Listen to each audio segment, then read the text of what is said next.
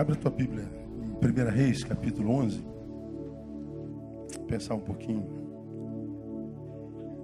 sobre a palavra. 1 Reis, capítulo 11. É um capítulo que registra a burrice de Salomão. E por causa da burrice de Salomão, um erro grave que o levou a morrer bem longe do seu Deus. Por causa do seu erro, Deus levanta inimigos contra ele. E a revolta vem de Jeroboão, portanto, dentro de sua própria casa. E ele morre. Morre em humilhação, morre fora da comunhão, a despeito de ter sido quem foi, quase todos nós sabemos, até hoje tido e havido como o homem mais sábio de toda a história dos homens e tudo mais. Aí, eu queria ler com vocês o versículo 4. Já passei por esse versículo há uns 7 anos atrás, mas eu queria fazer algumas novas considerações sobre esse texto, para nossa edificação, para o nosso viver cotidiano. Alguém me perguntou hoje de manhã: pastor, por que o senhor não faz apelo nos seus sermões? Eu falei: porque eu não acredito que a gente se converta quando levante a mão num culto público. Eu acredito que conversão é um processo, não é só um ato. Aceita Jesus, vem para frente, a gente ora, pronto, está salvo. Não acredito nisso, não. Acredito que a gente vai se conformando à imagem do nosso Salvador. Ou seja, a Bíblia diz que nós temos a mente de Cristo. A mente de Cristo nasce num culto. A palavra vai entrando, a minha palavra vai saindo. A cultura do reino vai se formando, a cultura do mundo vai saindo. Ele vai me tomando e eu vou me negando. E a transformação vai acontecendo gradativamente. Quanto mais perto dele ando, mais parecido com ele eu vejo, eu me pareço, eu me torno. Quanto mais o ouço, mais o obedeço. Então é um processo. À medida que a gente vai pregando, a gente acredita que aqueles que são igreja, só não sabem ainda, vão discernir a voz do pastor e vão se reunir em torno dele. A Bíblia diz que as minhas ovelhas de Jesus ouvem a minha voz e me seguem. Então a igreja não cresce, ela se reúne. Quem é ovelha e pronto. Quando ela ouvir a voz do pastor, Jesus Cristo, ela vai, essa voz eu conheço, é meu pastor. E ela vai seguir o pastor e vai acontecendo assim. Para mim, a palavra, o evangelho é a pedagogia do reino. E o evangelho é o que Jesus queria ver impresso no mundo dos homens. Como você tem aprendido, o evangelho ensina a gente a ser gente como gente tem que ser. Porque nós somos gente da forma errada. Né? A Bíblia diz: ama o teu próximo. A gente usa, a gente odeia, a gente vilipendia, a gente mata, a gente agride, a gente denigre. A Bíblia diz que nós devemos suportar um ao outro, ou seja, dar suporte, ser suporte. A gente maquina contra, devemos ser o seu remédio, nós somos a sua doença. A Bíblia diz que nós devíamos exercer a hospitalidade, até porque você pode receber um anjo sem saber, não é? A hospitalidade vem da mesma raiz da palavra hospital. O hospital é um lugar de cura. Então que você se transforme num hospital, alguém que seja alguém para quem se recorre e porque recorreu esse alguém é curado. Hospitalidade vem da mesma raiz de hospedaria. Então seja alguém que dê descanso a alguém que receba bem pessoas. Então à medida que o evangelho vai entrando, ele vai ajudando gente a ser gente como gente tem que ser, vai consertando a gente. E aí, porque vai consertando a gente vai se relacionando melhor e a cultura do reino vai se estabelecendo. Então quando a gente prega para quem é igreja. De repente você é igreja, não sabe, porque está noutra fé, noutra religião, está noutra cultura e acredita que não tem fé em nada. Tem fé em nada, mas não sai daqui, não é? Quando não está aqui, está na internet e tal. Aquela coisa toda, é discurso. Então, é assim que a gente vai pregando o evangelho e Deus tem abençoado a gente aberto aqui nesse lugar. Nessa noite não vai ser diferente. Queria pegar o exemplo de Salomão, nesse único versículo que está aí, o versículo 4, e tirar alguns saberes para o nosso viver cotidiano. Diz assim o texto: pois sucedeu que no tempo da velhice de Salomão, suas mulheres lhe perverteram o coração para seguir outros deuses e o seu coração já não era perfeito para com o Senhor seu Deus, como fora o de Davi seu pai. Vamos juntos, só uma só voz? Me ajudem, vamos lá? Pois sucedeu que no tempo da velhice de Salomão, leiam.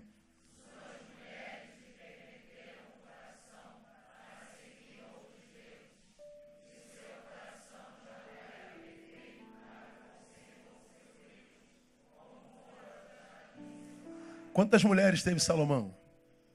Me ajudem aí. Quantas esposas? 700. Quantas concubinas? 1000 mulheres para você, tá bom? Pô, tu não aguenta a tua, cara. Você já não está aguentando mais. Imagina um negócio desse, né? Agora, você sabe o que é interessante? Em nenhum momento nesse texto, a acusação é de prostituição, de perversão, de qualquer outro pecado na área sexual. O texto não alude a isso. O texto está dizendo que Salomão cometeu um erro grave. Qual foi o erro que Salomão cometeu? Permitiu que o seu coração fosse pervertido para seguir o quê? Outros deuses. Então ele fala de uma prostituição sim, mas de uma prostituição espiritual. Ele fala de um adultério espiritual. Deus não está aqui citando um velho que no final da carreira fez besteira na vida e se tornou um carnificado, um promíscuo. Não, não é disso que está falando. Está falando de um homem que no final se permitiu prostituir espiritualmente, foi adiante outros deuses e o seu coração já não era mais como do seu pai, Davi. Então ele fala da desconstrução espiritual de um cara cuja história foi inigualável. Você conhece a história do menino? Aos 9 anos aparece Deus para o moleque e fala assim, ó, pede o que você quiser. Pensa se você quiser. Quem está falando isso para ele é o Todo-Poderoso, não é o Jorge Soros, nem o Trump. O que você quer, moleque? Pensa, qual é o teu sonho? O que você quiser é teu. Portanto, se é Deus quem está propondo para Salomão, ele está dizendo, você pode sonhar o que quiser além do campo físico, do biológico, do monetário, do capitalista. Pensa o que você quiser. O moleque nem pensou. O que Salomão pediu? Sabedoria. Para o moleque, diante do Todo-Poderoso, pedir a Deus aos 9 anos sabedoria, já era sábio e muito. Ou retardado. Porque se fosse um garoto hoje de 9 anos, o que ele pediria? Me diga aí.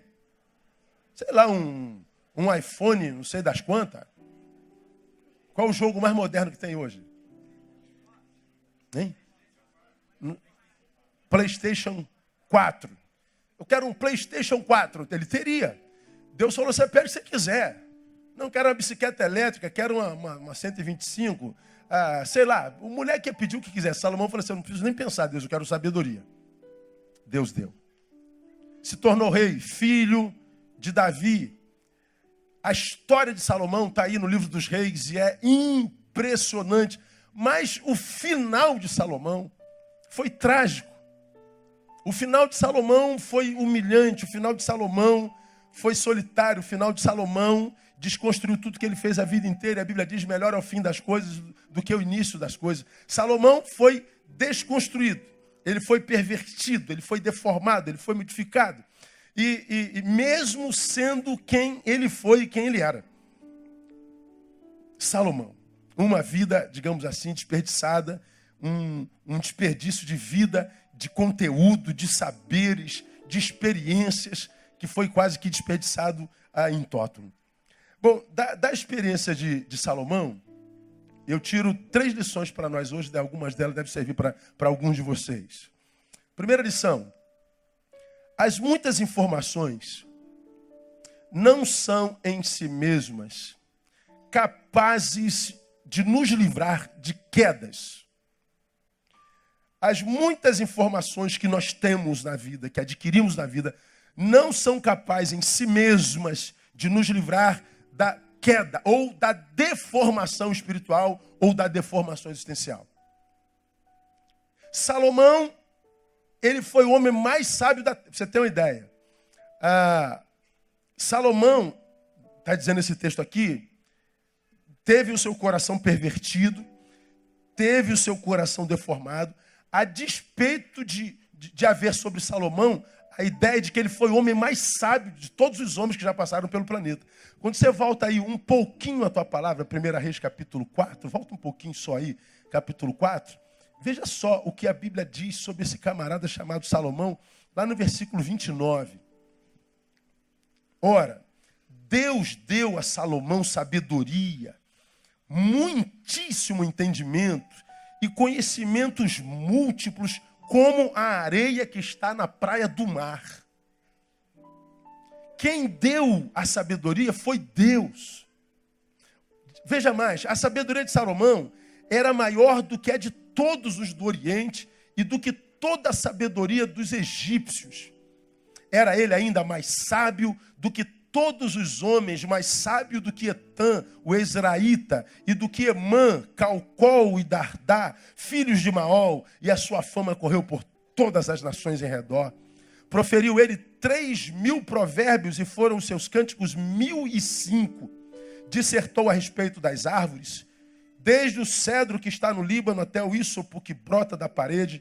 Dissertou sobre os animais, as aves, os répteis, os peixes. Como quem diz, ele estava experimentado em todas as ciências da sua época. Não havia saber científico que fosse oculto a Salomão. Deus expandiu a sua mente a um nível que jamais se viu no planeta. De todos os povos, vinha gente para ouvir a sabedoria de Salomão. De todos os povos. E da parte de todos os reis da terra tinham ouvido da sua sabedoria. Então Salomão foi o cara.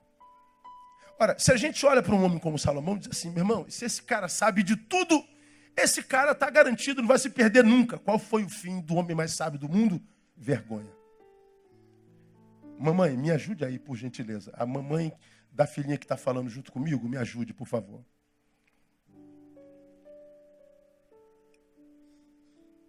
O cara que tem a sabedoria de Deus, discerne bem tudo. A gente diz assim, pô, esse cara está garantido. Ninguém vai enganar esse homem. Ninguém vai ludibriar esse homem. Ninguém vai deformar esse homem. Ninguém vai conseguir tirar esse homem do caminho. Como é que Salomão acabou? Ele acabou mal. Ele acabou em vergonha. Então, o que isso quer dizer? Isso quer dizer que nem tudo que enche a minha cabeça enche meu coração. Sabedoria não é tudo. Ter informação não é tudo. Ter muitas respostas, quiçá todas as respostas, não é tudo. Portanto, as angústias que nos habitam, os fracassos que nos atropelam na vida, as ausências que nós temos dentro em nós e que muitas vezes ninguém sabe, que prefigura esse vazio que a gente carrega em alguma área da nossa vida. Alguns mais, alguns menos, alguns um vazio maior, outros um vazio menor. Alguns o discernem, outros não. Outros imaginam ser uma coisa e outra. Essas ausências que nos impedem de viver o que nós buscamos desde o ventre, plenitude. Bom, sabedoria não preenche isso não. A sabedoria é uma ferramenta maravilhosa para qualificar a nossa vida, mas ela não é tudo. De manhã eu preguei um sermão e falei que eu tenho estudado um pouco mais detidamente sobre a nossa geração. Por que nós, pessoas de bem, estamos nos transformando em pessoas de mal tão rapidamente? No Rio de Janeiro você já não consegue mais andar, é arrastão em todo lado. É bala perdida para todo lado. Os bandidos tomaram. A maldade dominou tudo. Nosso sentimento comum como carioca é medo. A pergunta que a gente faz é, onde é que a gente vai parar? Quem diz que a gente vai parar? Quem vai parar isso? Nossa visão sobre o futuro é de desesperança. A gente não sabe quem vai dar jeito nisso, como isso terá jeito. Nós saímos na rua e dizemos, Deus, só voltamos se o Senhor permitir. A gente anda na rua como quem tem a sensação de que tem um alvo nas costas. Tem aquele alvozinho nas tuas costas que a qualquer hora você é a próxima vítima. É uma sensação horrível de se viver. Vivemos o maior êxodo da história da nação. Todo mundo indo embora, todo mundo que pode ter oportunidade está indo embora. Bom, ano passado, da nossa igreja, que eu soube, foi para a América, foram 32 pessoas. Daqui. Uma desesperança. E a gente diz assim, pastor, essa desesperança que eu carrego, esse vazio, essa angústia, esse desânimo que me pegou, essa depressão que me atropelou, esses transtornos que acometem a pós-modernidade, como que a gente pode vencer isso? Bom, alguém vai dizer, você, se souber a razão disso, se você conseguir justificar a razão disso, se você explicar a razão disso, se você tiver a resposta, resolve. Não resolve, não. Sabedoria não resolve. Estava lendo há bem pouco tempo atrás uma pesquisa sobre a saúde dos psiquiatras do Brasil. E lá está dizendo que mais da metade deles está doente. Os que cuidam precisam de cuidado. Os que têm respostas para a sua doença estão vítimas da mesma doença que eles tratam. Isso eu posso falar assim, de forma muito, muito clara. Eu atendo pessoas no meu gabinete que sentam assim, do que eu posso te ajudar, meu irmão? Ele começa a falar da vida dele. Eu falo assim, esse cara é meu alter ego. Esse cara é meu eu outro. Ele está descrevendo a minha vida. O que você fala a verdade, você é satanista, está falando de mim, não é? Ele está falando de um problema que é exatamente igual ao meu. A pergunta que eu me faço é, Neil, como é que você pode ter o mesmo problema desse cara? Mas por que eu não posso ter, Neil, o mesmo problema desse cara? Porque ele acabou de sair daqui, você deu todas as respostas para ele. Você disse tudo o que ele tem que fazer para vencer o problema dele. Você sabe, a resposta tem a mesma doença. Porque nem sempre o saber basta. Nem sempre a resposta resolve a questão. Salomão era o sábio dos sábios. A cabeça cheia de informação, mas o seu coração estava vazio. E talvez por isso, porque a sabedoria não é tudo, porque a resposta não é tudo, nós vemos o mesmo Espírito Santo iluminando Jeremias no capítulo 9, 23, dizendo o seguinte: não se glorie o sábio na sua sabedoria. Porque quem está de posse do saber não está de posse de tudo que um ser humano precisa para ter plenitude. Como diz o filósofo, né? Quanto mais a gente só sabe para fazer mais perguntas. A sabedoria não me traz respostas. A sabedoria amplia as minhas perguntas. Por isso ele mesmo disse, quanto mais sei que não sei, preciso saber. Como já disse aqui há uns 15 anos atrás, sabe muito quem sabe que não sabe, pois quem pensa saber alguma coisa ainda não sabe como convém saber. Entendeu? Repita após mim, sabe muito quem sabe que não sabe. Pois quem pensa saber alguma coisa ainda não sabe como convém saber. Pois é, tudo que sei é que nada sei. É isso, eu só feitei o pavão, só isso. Quanto mais o ser sabe, mais ele sabe que precisa saber mais. E quanto mais sabe, mais é revelada a ele a sua própria ignorância. Salomão tinha não só o saber humano, como ele tinha o saber divino. Mas ainda assim terminou com seu coração pervertido. A sabedoria divina não gerou nele vida plena. Então o texto me ensina que as muitas informações não são capazes de si mesmas de nos livrar da queda. Então de manhã eu estava falando, caramba, nós hoje vivemos em rede, na web, na teia. Nós temos acesso a todo tipo de informação. Eu já falei sobre isso aqui alguns anos atrás, no outro sermão. Eu sou de um tempo, faço 51 daqui a alguns dias. A professora falou assim, ó, pesquisa para casa essa semana. A gente ficava com raiva da professora. Porque para fazer pesquisa, tu tinha que ir na Barça. Sabe o que é Barça, o adolescente? Mas quem sabe o que é Barça aqui? Velho, você é velho. Vocês conhecem a Barça? É velho. O cara batia na nossa porta vendendo enciclopédia. Eu tenho até hoje. Tu comprava, pagava em 24 vezes, carnezinho, lembra disso? Velho. Então, quando não estava na Barça ou noutra enciclopédia, tu tinha que ir para a biblioteca. Tu tinha que fazer pesquisa, aqui não tinha, ia para lá. Chegava lá, a turma toda já tinha chegado na tua frente, o livro já estava alugado. Aí tu tinha que ir na outra biblioteca. Tu ficava com raiva da professora, porque tu tinha que saber da vida de Einstein. Agora a professora passa. Pesquisa. Quero saber da vida de Einstein. O que acontece? Pronto, está pronto aqui. Está aqui. A informação é imediata. O que você quiser saber, é só você apertar o fonezinho do teu iPhone e falar, quero saber o que é ácido ribonucleico. Aí uma mulher vai dizer, ácido ribonucleico é... Na hora. Fizemos um casamento sexta-feira, às 22 horas, lá na Ilha do Governador. Aí eu estava indo, andando aqui, andando para lá, porque era um lugar bem escondidão. Falei, como é que nós conseguimos viver tantos anos sem o Waze? Tu tinha que andar com o que no carro? O Guia Rex. Sabe o que é isso, adolescente? Não sabe não. Guia Rex. Tu viajava com mapa, se perdia, parava na estrada. Vamos botar o mapa aqui, ó. Deixa eu ver. Tu ficava parado meia hora para ver o mapa. Agora tu bota o Waze. Aí a mulher te manda para a lua. Quero chegar na lua, ela manda para a lua. A informação está na mão. Nós vivemos em rede e tudo que nós precisamos enquanto informação está lá. Bom, se nós temos acesso a todo tipo de informação, por que depois da evolução tecnológica nós estamos tão infelizes e vazios?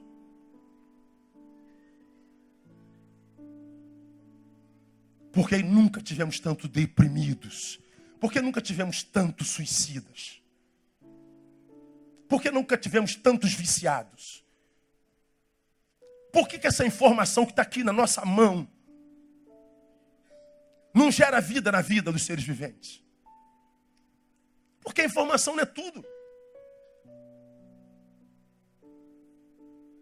E alguém na pós-modernidade querendo provar para vocês que a glória está no saber, que a glória está na informação. Daqui a pouco o pastor Neil está dizendo que eu não preciso estudar. Não é isso, meu irmão. Você sabe que não é minha praia. Eu valorizo o estudo, estudei muito na minha vida, mas muito. Eu estou dizendo que o saber não pode gerar plenitude. Eu preciso mais do que isso. Nem tudo que enche a minha cabeça, enche meu coração. Eu tenho me impressionado com o mau uso de muita informação, que muita gente tem feito dessa muita informação, e como essa muita informação tem gerado péssima qualidade de vida nos pretensos sábios. Tanta informação, o cara acha que sabe tudo. Ele acha que está capacitado para responder sobre tudo. Mas engraçado, o que essa informação toda gera enquanto qualidade de vida na sua vida? Não gera. Pelo contrário, quase sempre se usa sabedoria hoje, ou a informação, ou para denegrir o outro, para humilhar o outro, para fazer piada da sua fé. Vejo isso em universidades, vejo isso em fóruns. Pessoas que estudaram mais, usando tom jocoso para falar do saber do outro, da fé do outro. Eu fico pensando que tipo de sabedoria é essa, que é usada para humilhar, que é usada para diminuir o outro, que é usada para envergonhar o outro, para desqualificar o outro. Que tipo de sabedoria é essa? Isso não é sabedoria. Se a sabedoria é um dom de Deus, essa sabedoria precisa ser usada com sabedoria. Porque ela, enquanto formação, não é capaz de gerar vida na vida de quem a possui. Agora, a geração da maior quantidade de informação é e tem sido também a geração mais distante de Deus. Por que você ouve falar em ateísmo o tempo todo? Por que você ouve falar o tempo inteiro, não creio mais? Por que você ouve falar o tempo inteiro em apostatou, apostasia? Gente que cria, não crê mais. Hoje, essa semana, me mandaram um videozinho a alguém lá de Goiânia. Falou assim, pastor, ouve esse cara aí. Aí o cara que está na rede tem um canal, falou assim, nunca mais ouça pregadores. Aí ele tem um vídeo de 14 minutos. Não ouça mais mensagem nenhuma. Falei, pois é, ele já está pregando uma mensagem. É uma incongruência tão louca, ele tem 200 vídeos na internet, dizendo, não ouça outros pregadores, ou seja, ouça a mim. Viva pela tua cabeça, mas ele está fazendo a cabeça dos outros. Tem uns vídeos loucos, assim, tão insanos. Aí tem um canal com 300 mil pessoas. Eu falei, meu Deus do céu, onde é que está? Deixa eu falar.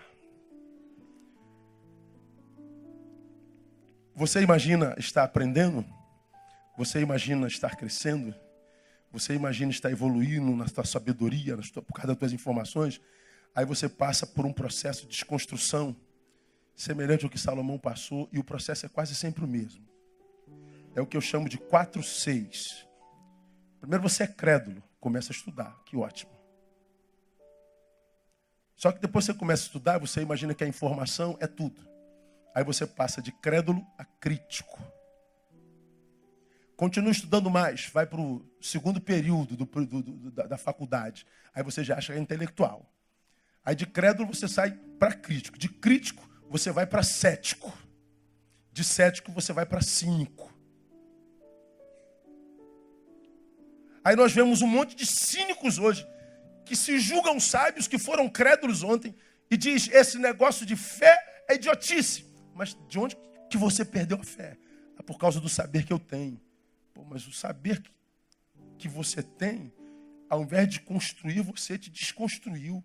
Tirou o que te trouxe até aqui, colocou o que no lugar? Colocou nada, colocou um vazio gigante. Aconteceu com Salomão. Porque a gente imagina que o saber que a gente tem pode substituir Deus em nós. Eu gosto muito de Blaise Pascal. Blaise Pascal, ele disse uma coisa muito interessante. A razão, por mais que grite, não pode negar que a imaginação estabeleceu no homem uma segunda natureza. Fala isso na idade da razão. Por mais que ela grite, alguém diz para ela, você não é tudo razão. O homem é mais do que razão, ele tem imaginação. E essa imaginação, ou seja, a capacidade de transcender, mesmo que não tenha resposta para isso, gerou nesse homem uma nova natureza. A razão fica brava. Porque ela acha que é tudo. Só existe o que ela responde. Se ela não responde é porque não existe. É muita soberba. Aí a gente lembra do que eu já citei aqui de Karl Kraus, que disse, refreia as tuas paixões. Sim, mas toma cuidado para não dar rédeas soltas à tua razão. A tua razão pode te matar, te fazer um pedaço de carne que se move, um montoado de ossos. A razão não é tudo. Já falei sobre isso aqui. Salomão era o racional. Salomão era o sabichão. Salomão era o cara que tinha respostas para tudo. Mas e aí, Salomão? O que isso gerou no teu peito? Vazio. Como que você acabou, Salomão? A despeito da história maravilhosa. Envergonhado. Humilhado, esquecido. A despeito de ter sido filho de quem foi. As muitas informações não são capazes em si mesmas de nos livrar da deformação espiritual. Bom saber, mas melhor ainda saber que o saber não é tudo. Não se iluda com suas muitas informações. As mais importantes questões da vida, ninguém sabe respondê-las. Mas existe uma segunda lição.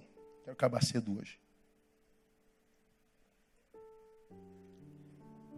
Idade nem sempre é sinônimo de maturidade. Isso aqui a gente sabe, todos nós, né? Que tem de homem velho bobo hoje. Fala a verdade, irmão.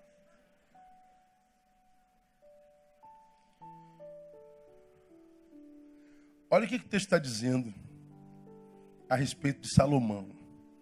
Capítulo 11, verso 4. Não é isso, não é lá que a gente está? Capítulo 11, verso 4. Sucedeu o que? No tempo da velhice de Salomão. Quando foi que Salomão se deformou? Pastor, nos arroubos da juventude. Juventude tem cabeça de vento. Juventude não tem experiência. Juventude é o tempo de fazer besteira mesmo, de burrice. É só pegar a experiência do filho pródigo. O filho pródigo fez burrice na sua juventude. O problema é que, porque fez burrice na juventude, deu tempo de reconsiderar. Deu tempo de se reconstruir. Mas porque Salomão fez burrice na sua velhice, não teve tempo. Juventude é o tempo que a gente tem para fazer besteira. Quer fazer besteira? Faça na tua juventude. Dá tempo de se soerguer. Agora, irmão, triste é ver um corpo velho com um adolescente crente, com um adolescente dentro que não cresce nunca. Você pega um corpo velho de 50 anos, 60 anos. Pô, pastor, 50 anos é velho? É velho, irmão. Sou velho. Não sou mais garotinho, não. Nem você, não. Não dá mais para errar. Não dá para ficar mais como adolescente, não. A vida não perdoa mais, não. A gente vai envelhecendo, envelhecendo. Mas quando você vai conversar, tem um menino dentro. Eu faço um curso terças e quintas. E cheguei cedo, eu estava na cantina. Aí tem um futebol. Como é o nome daquela grama? Sintética. Aí tem lá aquela rapaziada que vem do trabalho e tal. Aí foi eu comer meu pãozinho com linguiça e queijo. Naquela cantina eles trazem uma linguiça da roça. E aquela linguicinha de porco. Bem light. Mas não dá, eu tenho que comer aquela linguiça quase todo dia. Estou com terça e quinta, vou lá para comer aquela linguiça. Eu estou comendo minha linguiça, como sempre, sozinho no meu cantinho, na boa. Boa noite, senta aqui no cantinho. Aí senta aquela homarada toda, e homarada muito homem junto. Não sai coisa boa, geralmente. Aí vai chegando os caras, tudo da minha idade. Aí começa a falar de mulher. Aí estou vendo eles falarem de mulheres. Aí me lembro da música. Perto de uma mulher, são só garotos. Como é que é essa música mesmo? É os seus mistérios. Garotos nunca dizem não. Garotos como eu sempre tão espertos. Perto de uma mulher, são só garotos. Cara, essa menina foi iluminada. Sempre espertos. Barreto. Mas perto da mulher é tudo menino, independente da idade. Aí eles estão falando das conquistas deles, das mulheres que pegaram, das mulheres das quantas foram. Pô, eu estou aqui comendo meu pãozinho com linguiça quieto. Jesus, eu estou olhando, acho que esse cara não pega nem a mulher dele, mas ele está dizendo aqui, assim, é o Dom Juan do Brasil. É uma vomitação de vantagem, um melhor que o outro, que o homem disputa demais, né? É igual o cachorro mija para marcar território, o homem conta mentira. Quem conta mentira maior é o cara. Aí eu estou vindo aqui, eu estou ouvindo aquilo, cara. Eu falei, meu Deus do céu. Aí rolou um assunto lá, o cara falou, e aí, concorda, brother? Eu falei, pô, brother, eu não concordo, não. Eu nem estava no papo, eu só estava na mesa aqui, sentado. É ou não é? Eu não sou, não, cara, não é bom, não. É um assunto lá que não dá para compartilhar aqui. Aí o cara falou, tu não é chegado, não? Eu falei, pô.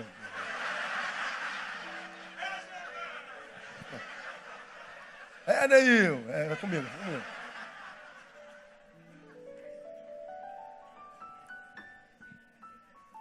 Eu falei, eu sou, brother. Tu não tem nada a ver com isso não, mas eu sou.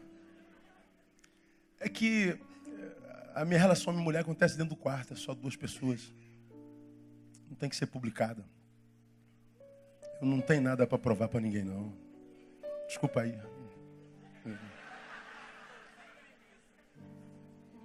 Aquele silêncio na mesa.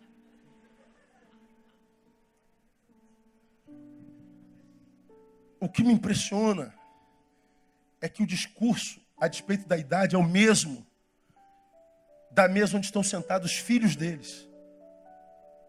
Você vai na mesa dos meninos de 16 anos, é a mesma coisa, disputa.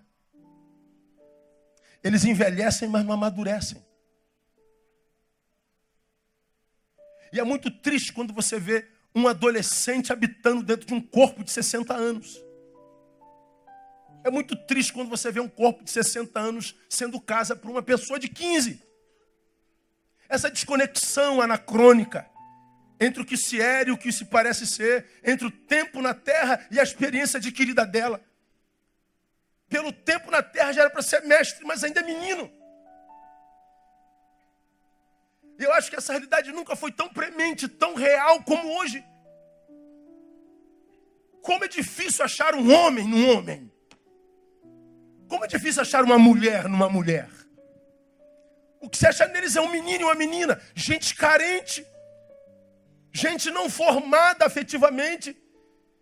Gente que revela essa meninice por essa questão viciante de ter que se promover o tempo inteiro, de produzir a própria imagem, de mostrar-se sempre feliz, de mostrar-se sempre bonita, de mostrar-se sempre inteligente, sempre másculo. Essa autopromoção exacerbada é insegurança. Quem está resolvido não precisa provar mais nada para ninguém. Quem está resolvido não precisa de aplauso de mais ninguém. Não precisa de aceitação de mais ninguém. Aí vem esse texto e diz que Salomão, a despeito de ter sido quem foi, de ter uma herança paterna maravilhosa, ele é filho do homem segundo o coração de Deus, ele é herdeiro da sabedoria do próprio Deus e da história dos homens, mas ele, no tempo da sua velhice, permitiu que seu coração fosse deformado. Portanto, eu posso envelhecer sem amadurecer. Qual o problema de envelhecer sem amadurecer? Porque se eu envelheço sem amadurecer, eu não terei no tempo da minha velhice o que Deus tinha preparado para mim naquele tempo. Eu chego em 2017 com 50 anos. Mas minha idade cronológica, embora seja 50, a minha afetiva e mental é 19. Embora eu esteja no ano de 2017, eu não estou preparado para receber de Deus o que Ele tinha para mim quando eu tinha 50 anos. Como Ele não joga as palavras fora, como a sua palavra não volta vazia, Ele só libera a sua palavra, e a sua palavra é o que gera tudo. Pela palavra formou, pela palavra formou, pela palavra formou. Quando Ele libera a sua palavra, Ele libera a sua vida. Ele não vai jogar a palavra fora, Ele não vai jogar a vida fora, porque Ele sabe que dentro desse corpo de 50 tem um garoto de 19. Ele vai esperar eu chegar aos 50 anos. O problema é que é possível que eu chegue aos 50 anos quando eu tiver com 70. Dá para entender isso, minha igreja? Assim ou não? É o problema do infantilismo. E a Bíblia acusa os seus desse infantilismo como sendo pecado. Paulo diz, vocês já eram para ser mestres em função do tempo, mas necessitais que vos deleite por alimento. Eu queria dar a vocês comida sólida, mas eu não posso porque vocês não podem suportar. Como quem diz, vocês envelhecem, mas não amadurecem. Então ele está dizendo, idade não é sinônimo de maturidade. Posso envelhecer sem amadurecer. Logo, guarda isso, velho. Primeiro, vigilância deve ser perene. Não relaxe com a tua vida, cara. Para que esse negócio de tentar provar para todo mundo que você ainda é o cara nessa idade na qual você já sabe que não é mais o cara. O tempo passou. Curta as benesses da tua idade, da tua faixa etária. Para com esse negócio de 50 anos querer pegar garotinho de 18. Deixa pro teu filho, ô mané. Ó, o moleque gostou aqui do lado. Sabe o que acontece? Tu vê homens maduros, com famílias sólidas e abençoadas, abandonando as suas famílias por causa de uma aventura de verão. E porque a aventura de verão passa quando o inverno chega, o que ele sofre no inverno é solidão e frio. E vai olhar para trás e o que sobra é arrependimento. Por quê? Porque o seu coração foi pervertido na velhice. Então, o erro, a imaturidade, não é exclusiva da juventude. Eu, como velho, eu, como maduro, eu posso cometer os meus erros. Então, vigilância deve ser perene. Nunca, segundo, imagine-se pronto. Seja um eterno discípulo, aprenda sempre. Nessa nossa idade, muitas vezes, a gente se imagina capaz de ensinar. Quando a gente está sentado vendo alguém ensinando, nem sempre a gente presta atenção, porque a gente imagina-se sempre melhor do que quem está ensinando. Quem está lá sou eu. Eu me lembro do pastor Jeremias lá na Zepal. Ele, como eu, sou fã de Ed Renekiewicz. O Ed é um cabeçudo danado, inteligente para burro. O Jeremias estava pregando na Zepal, aí, acho que foi no mesmo ano que eu preguei lá, não sei. Aí ele fala assim, é como quem ouve o Ed Renekiewicz. Ed Renekiewicz tirou as coisas da Bíblia, assim, que a gente não sabe de onde que ele tirou isso. E quando a gente ouve ele falando, a gente fala assim, dá uma raiva. Eu que tinha que ter falado disso aí, cara. Só que a gente não conseguiu ver o que o Ed viu. Porque ele é mais inteligente. Ele é mais capaz. Então ouça os mais inteligentes. Ouça os mais capazes. Para de tentar desconstruir aquele que é sobre você. Para de tentar desconstruir aquele que pode te reconstruir, te fazer crescer. Seja humilde. Nunca se imagine pronto. Porque o único cara da Bíblia que disse estou pronto, negou Jesus 3 vezes no final daquela noite. Pedro, Satanás me pediu para te cirandar, mas eu roguei ao Pai por ti. Aí Pedro diz, não precisa nem orar por mim não, Jesus, para de palhaçada. Mano. Já estou pronto a ser preso contigo e a morrer por ti. Pô, tu está pronto, Pedro. Tu está pronto só se for para cair, Pedro. Porque eu roguei ao Pai para que ele não permitisse que tu fosse cirandado, para que quando tu te converteres, tu cuide dos teus irmãos. Você acha que está pronto para mim, você não está nem convertido. O galo canta no final da noite e ele já tinha negado Jesus 3 vezes. Então, nós, seres humanos, devemos passar pela terra como quem está sempre em aprendizado. Nós somos um eterno aprendiz. Sabedoria não ocupa espaço, então vai acumulando. Seja discípulo sempre. Ouça Shakespeare. Descobri que para evoluir como ser humano, eu preciso me relacionar com gente mais inteligente do que eu. E como é difícil achar gente inteligente nesse tempo de hoje. Gente com informação, há um monte. Mas que, a despeito da muita informação que tem, não sabe usar a informação para edificação. Tu imagina essa rede, que é uma fonte de informação como nunca antes na história da humanidade. Imagina essa rede cheia de boas notícias cruzadas. Imagine se todos que têm poder e acesso à rede tivessem conteúdo edificante para compartilhar o tempo inteiro. Imagine se nós tivéssemos competência para compartilhar a formação, a informação edificante. A nossa qualidade de vida era celestial. Mas olha o que é a qualidade de vida dos seres humanos hoje. Porque na rede, embora seja uma fonte de informações, as informações que circulam são inúteis. É cultura inútil. São, portanto, furtivas. São informações que não formam, deformam. Te faz perder tempo. Some o tempo que você perde no iPhone e no iPad no final da semana. Você vai ver quanto tempo de vida você perdeu. Mergulhado em cultura inútil. Pega esse tempo e leia um livro. Você vai ver quantas páginas de um bom livro você teria lido. Agora some esse tempo perdido numa semana e some o tempo de um ano. E você vai ver quanto tempo num ano você jogou no lixo. Se informando sobre vida alheia. E o pior, informação mentirosa. Porque na rede está todo mundo se sentindo feliz, como eu digo sempre. Aí falei de manhã. Ontem tivemos uma tentativa de suicídio, bem próximo de nós. No Face hoje estava dizendo, se sentindo feliz com Jesus. Essa informação foi publicada anteontem. Ontem tentou suicídio. Essa informação estava hoje lá. Para você, está se sentindo feliz. Para mim, tentou suicídio ontem. Então nós gastamos tempo numa rede que compartilha informação inútil da vida alheia, é exibicionismo, e a gente gasta grande parte do nosso tempo ali. A gente vai envelhecendo, e a gente percebe que a riqueza da vida não vai nos enriquecendo, não vai nos preenchendo. E a gente, depois de tantos anos, chega aqui com um vazio desse tamanho. Por que esse vazio está lá? As informações que você deveria adquirir naquele período da vida, você não adquiriu porque estava distraído com outras informações. Depois que é milagre. Vem para a nossa igreja que a gente faz um milagre. O Deus Todo-Poderoso está aqui. As igrejas estão lotadas e o povo enganado. Então guarda para o seu coração, para o seu ver cotidiano. As muitas informações não são capazes em si mesmas de nos livrar da queda. Idade nem sempre é sinônimo de maturidade. Portanto, vigilância sempre. Nunca imagine-se pronto. E terceiro, humildade sempre. Humildade sempre. Considere o outro sempre superior a si mesmo.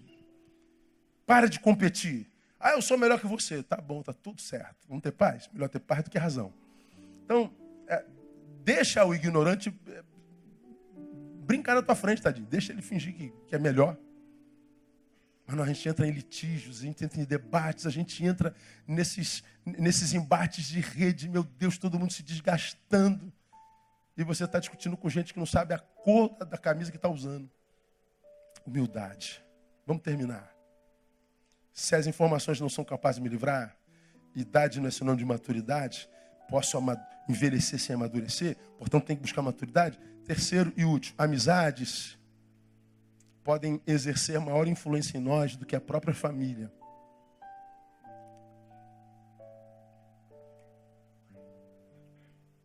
Salomão, filho do rei Davi. Davi, o homem segundo o coração de Deus. Deus olha para a humanidade e diz: o que eu quero ver reproduzido em vocês é o que eu vejo nesse cara, Davi. Toda a sua descendência será abençoada. Salomão era descendência de Davi e acabou como acabou.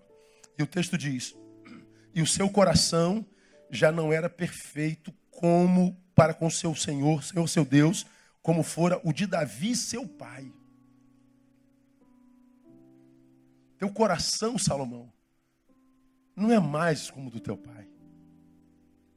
Agora, como você já me ouviu falando aqui, e eu já repeti isso 200 vezes, quando eu olho para Davi, que matou o amigo para ficar com a mulher dele, engravidou a mulher dele, teve uma das piores famílias da Bíblia Sagrada, e ouço Deus falando: esse cara é o homem segundo o meu coração. Quando o garoto me converteu aos 17 anos, queria ser como um homem segundo o coração de Deus, falei: vou estudar a vida de Davi. Quando eu estudo a vida de Davi, e ouço a Bíblia dizendo: esse cara é o homem segundo o coração de Deus, eu fico em pânico. Eu não quero ser como Davi, de jeito maneiro. Deus me livre de ter a família igual a Davi. Agora, quando Deus diz que Davi é o homem segundo o seu coração, ele olha de uma perspectiva diferente da nossa. Porque para nós, quanto melhor, mais perfeito. Esse cara é muito bom, porque ele não faz isso, não faz aquilo, não faz isso. Ele é bom nisso. Então esse cara é bom. Aí tu pega aquele que não é muito bom nisso, não é muito bom daquilo, fez aquilo. Esse cara não é bom. Porque para nós, bondade tem a ver com capacidade. Tem a ver com destreza. Para Deus, não. Quando eu olho para Davi e olho para mim, eu falo: eu sou melhor que Davi 1000 vezes. Brinquei aqui, você se lembra disso, não tem como esquecer. Vamos imaginar que tivéssemos anunciado domingo passado que Davi seria o pregador dessa noite na nossa igreja. E chegasse ontem à noite, ele chegou e eu fui ver a vaga do hotel e está tendo um evento mundial no Brasil e os hotéis estão tudo cheios. Aí eu pegava meu telefone e ligaria para a casa do irmão. Ô irmão, boa noite, eu estou com o pregador aqui de amanhã, Davi. O irmão poderia hospedá-lo na sua casa hoje para mim? Quem é? O pastor Davi. Que é aquele da Batseba? O do Urias, que botou Urias lá na frente da...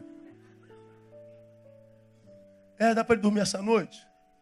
Eu falei: pô, pastor, e você está de plantão naquela noite. Tu deixaria Davi sozinho com a tua mulher em casa? Fala a verdade. Tá louco, irmão. Ó, pastor, você vai me desculpar. Davi não. Pega outro personagem da Bíblia. Davi, não dá não. Na minha casa não dá não. Claro que não. Imagina, Davi é o conferencista da conferência I Love. Bota o currículo de Davi. Ninguém vem ouvir Davi. Porque o currículo do cara o condena. Mas a Bíblia diz: ele continua sendo o homem segundo o coração de Deus. Por quê? Porque o homem segundo o coração de Deus não é perfeito. O que Deus quer daqueles que Ele ama não é perfeição, é evolução.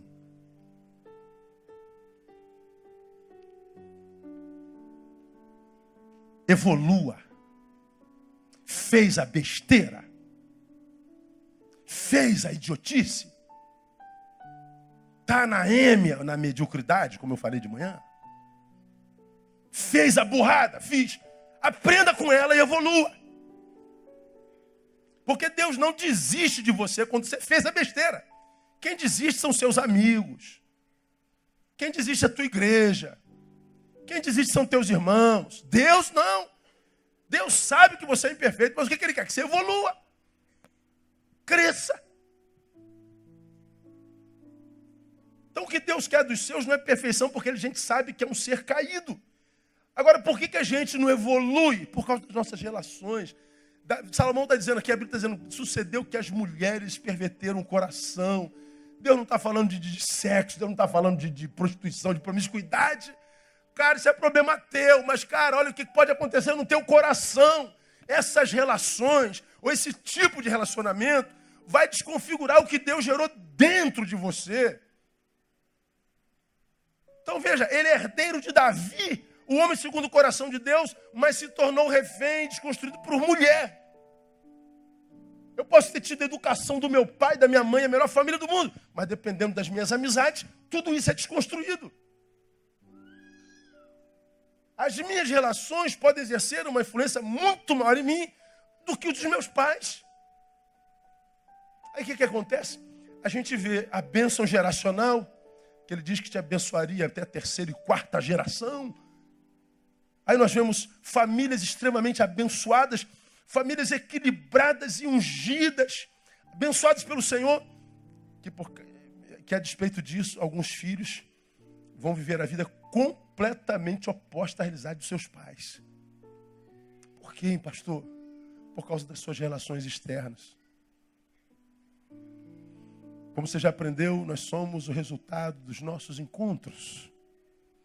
Preguei aqui há bem pouco tempo atrás, sou como sou, porque me relaciono com quem me relaciono.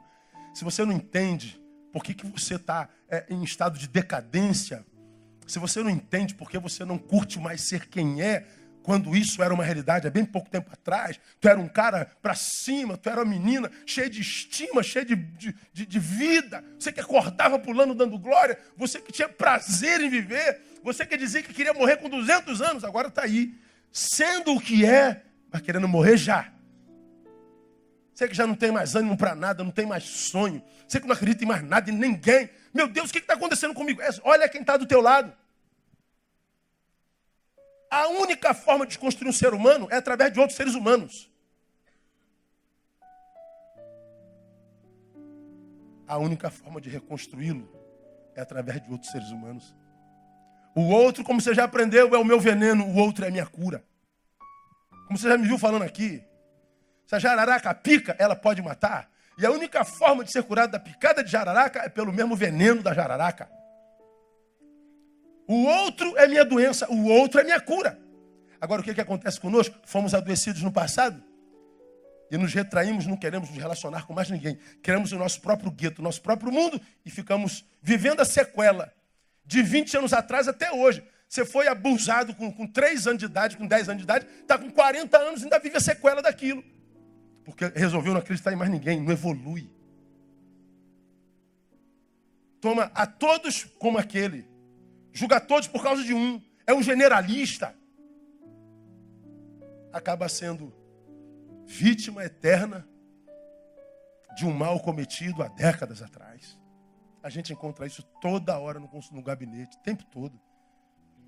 Por quê? Porque amizades podem destruir, podem exercer maior influência do que a própria família. Então eu preciso saber com quem eu sento. Eu devo cumprimentar a todos, devo falar com todos, mas estar com todos, mas ser, não, eu não posso ser com todos. Estar sim. Preciso estabelecer níveis de relacionamento, porque depois que eu sento à mesa com alguém, eu não levanto mais o mesmo. Depois que alguém entra na nossa vida, nasce outro em nós todo dia. Aí você está aqui vivendo o pior momento da vida, pior momento. Como eu tenho dito, né? Quando uma pessoa se mata, ela está se matando porque ela não aguenta ser mais quem é. Ela não aguenta mais ser como é. Ela está dizendo, sou uma coisa que eu abomino. E eu tenho tentado me livrar dessa coisa há tanto tempo, mas essa coisa está aqui, eu não consigo me livrar dela. A pessoa dá cabo da vida. Agora, como é que essa coisa foi gestada aí dentro? Como é que essa coisa foi gerada aí dentro? Quem é que tem poder sobre dentro? Então, se você planeja, meu irmão, evoluir para se tornar um filho no qual Deus tenha prazer, Se você deseja se transformar em gente como gente tem que ser, para que você não seja um refém eterno dessa geração performática, mentirosa, hipócrita. Se você pretende ascender, amadurecer, aprender com os próprios erros, você tem que se reconfigurar suas amizades. Porque você é como é, porque se relaciona com quem você é. Se você quer deixar de ser quem você é, você tem que aprender a perder gente. Vai ter que aprender a caminhar pela estrada da solidão por algum tempo, para que se encontre consigo mesmo. Porque toda vez que eu estou em grupo, eu preciso ser para eles. Se há um olho olhando para nós, nós temos que desenvolver algum tipo de personagem.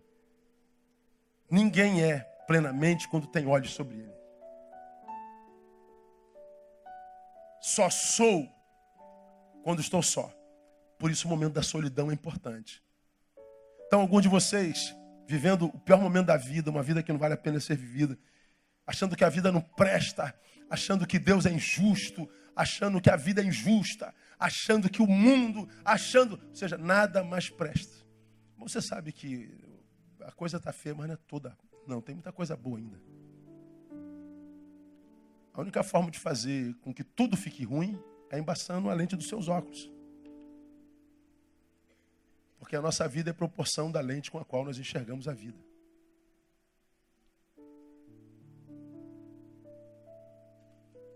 Se você quiser um mundo vermelho, pinta a tua lente de vermelho. Se quiser um mundo rosa, pinta a tua lente de rosa. Tudo vira rosa. Agora você quer um mundo do qual você tire um diagnóstico honesto, limpe as lentes dos teus óculos, a tua forma de enxergar a vida. E como é que você enxerga a vida? A proporção da tua geografia. Você é produto do meio. Então, se você quer mudar a forma de enxergar, porque as coisas mudam quando a gente olha diferente as coisas. Mude a forma de ver as coisas e as coisas mudam diante de você. Então, às vezes, nós queremos mudar o mundo inteiro. Não, é só mudar o óculos. É muito mais fácil. Em vez de tentar mudar todo mundo, transforme-se a si mesmo. E a gente se transforma quando a gente gasta tempo com a gente, para a gente se ressignificar. Se sou como sou porque me relaciono como me relaciono, só serei quem quero ser quando me relacionar com gente diferente das que eu me relaciono hoje. Agora, o medo da solidão é tão grande na pós-modernidade, tão grande, que ele prefere a má companhia do que a solidão. E por que ele prefere a má companhia do que a solidão? Porque estar só é estar diante da pior companhia que ele pode ter na vida, a dele mesmo.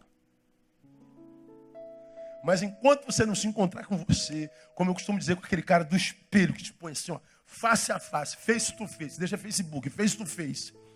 Você não tratar com aquele cara ali, meu irmão, mergulhar na realidade, falar assim, olho no olho, com seriedade, sem coitadismo, sem pena de si mesmo. Botar os pingos nos is. Quando você não resolver com o cara do espelho, você vai andar de forma irracional, hipócrita, não verdadeira, com qualquer outro ser que não aquele do espelho. Salomão me ensina, Neil, tu pode ser o cara mais cabeção do mundo, tu pode ter recebido a revelação do próprio Deus, tu pode ter todas as informações do mundo, não é suficiente para ser pleno. Neil, a velhice também não é sinônimo de maturidade. Você pode envelhecer continuando menino, cometendo as mesmas burrices. Amadureça. E a única forma, Neil, é fazendo um choque de gestão nas tuas relações. Sobretudo, introduzindo Deus, Jesus de novo, nas tuas prioridades relacionais. Porque o saber do homem moderno, ao invés de aproximá-lo de Deus, o afasta de Deus. E quanto mais longe de Deus, mais vítima do sistema você é, mais vítima do diabo você é. Aí longe de Deus você quer discernir Deus. Termino como aquele garotinho que perguntou ao pai, pai, qual é o tamanho de Deus? Aí o pai sabiamente estava passando um avião. Aí o pai falou, meu filho, Deus é do tamanho daquele avião que está voando lá em cima. Porque o pai conhece o tamanho do avião, né? O filho não, ele olhou para aquele tamanho lá, aquele menino. Pô, mas desse tamaninho, pai? Não, filho, não, você não entendeu. Ele pegou o filho, botou no carro, levou no aeroporto. Entrou no aeroporto, colocou ele pertinho de um Boeing. Aí o moleque viu aquele aviãozão. Ah, Deus é grandão, né, filho? Não é bem assim, filho. Deus é para nós a proporção da distância que estamos dele. Quanto mais longe de Deus, menor ele para você. Quanto mais próximo de Deus, maior ele é para você. O teu saber humano te afasta de Deus. E é exatamente longe de Deus que você quer estabelecer um diagnóstico a respeito dele. Pelo amor de Deus. Agora, o impressionante é que quando a gente se aproxima de Deus, de fato e de verdade, a gente não precisa nem desse saber. Aí é experiencial. Aí é empírico. Fala aí, como é que pode viver uma experiência empírica com metafísico? Agora, quando você experimenta Deus, quando ele com a sua força, seu poder, sua energia, se confunde com a nossa matéria, que é obra das suas próprias mãos, essa matéria se transforma numa matéria que você passa a amar. Você vai viver o que a gente chama de amor próprio. Se você tem amor próprio, você tem todo o amor que precisa. Só quem se ama atrai o amor de outro alguém. Porque se você não se ama, esquece a esperança de que outro te ame. Como alguém vai amar alguma coisa que nem você mesmo ama? Se eu tenho amor próprio, eu tenho todo o amor que eu preciso. Portanto, o outro já não é mais necessidade. O outro passa a ser um presente da vida. Como eu já disse aqui, um monte de vocês, principalmente os que têm mais de 30, pedem a Deus um varão, uma varoa. Quero um homem de Deus, pastor. Ora por mim, pastor. Quero uma mulher de Deus, mas tem que ser de Deus, pastor. Não quero capeta, não. Capeta já estou cercado dele. Quero um homem de Deus. Pastor, como é que eu sei que é homem de Deus, pastor? Pastor, quero um homem de Deus. Ei, pastor, quero um homem de Deus, homem de Deus. Aí vem aquela oração das solteiras, né? De 15 a 25, o Senhor é meu pastor, nada me faltará. Estou esperando em Deus. De 25 a 30 anos, esperei com paciência no Senhor. Estou esperando. De 30 a 35, apressa-te, ó Deus, em me livrar. De 35 a 40 anos, aquele que vem a mim de maneira nenhuma, eu lançarei fora. De 40 a 45 anos, vinde a mim todos vós que estáis nessa vida.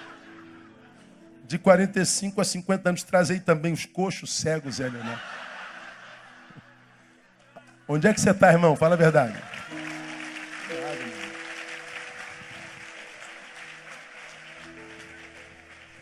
Catuca esse irmão que está na sua vida. Você está onde, irmão? Qual faixa que você está?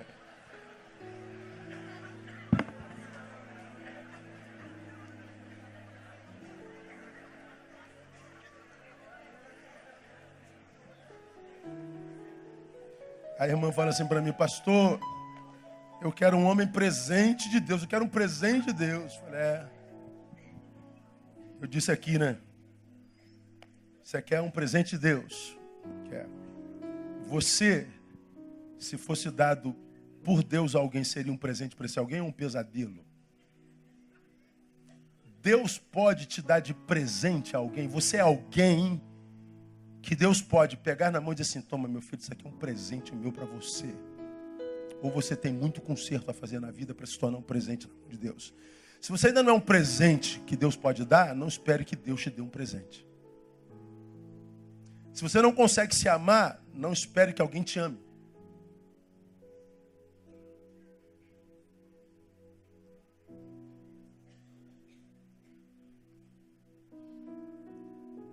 Eu preciso me resolver comigo. As informações não fazem isso. A velhice não faz isso. E as minhas amizades podem impedir que isso aconteça um dia na minha vida. Eu preciso saber com quem eu sou. E a única forma de ser com quem quer que seja é ser para Deus, com Deus e em Deus. Porque Ele é a fonte de tudo. Ele é o manual da vida. Ele é o alicerce da nossa existência.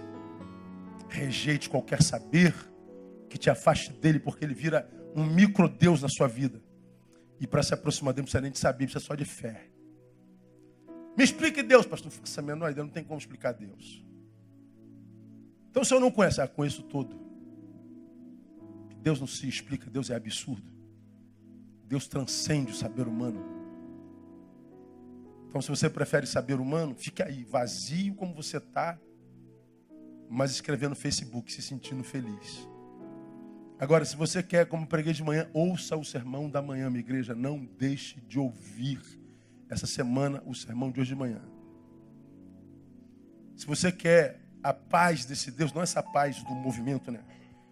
Fazendo alguma coisa, ocupado o tempo inteiro, porque quem não para, não pensa. Então, você não pensa, não sofre. Quem para, pensa, quem pensa, sofre. Então, não é essa paz do movimento. Não, estou falando da paz do repouso. Da paz que você curte quando não está fazendo nada. Quando você está ajustado consigo mesmo. A paz que te é verdadeira e que você não precisa de dinheiro para tê-la.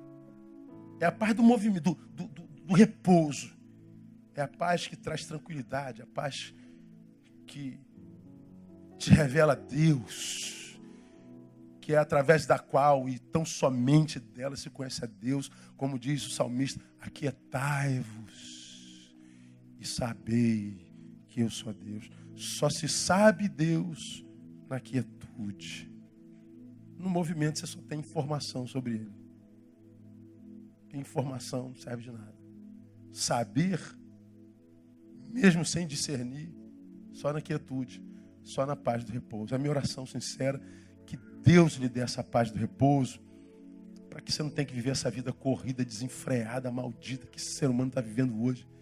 Corre para lá, para cá e para lá, de lá para cá. E quanto mais corre, mais cansado, menos realizado. Quanto mais você faz, mais vazio se sente. Quanto mais produz, mais pobre está. Existencialmente, você não consegue sossego em lugar nenhum. Com 20 anos você cometia um erro, agora está com 40, está cometendo o mesmo erro. Daqui a pouco está com 50, cometendo o mesmo erro. E não amadurece. Meu Deus! Calma, quietai-vos. Deixa esse Deus que deu a Salomão sabedoria gerar no teu coração não só sabedoria, mas entendimento, amor próprio, para que você possa se relacionar com saúde, com equilíbrio e continuar sendo quem você é no coração dele. Que Deus te abençoe, te dê a graça de viver uma vida que vale a pena ser vivida. Vamos aplaudi-lo bem forte. Vamos ficar em pé, vamos embora para casa.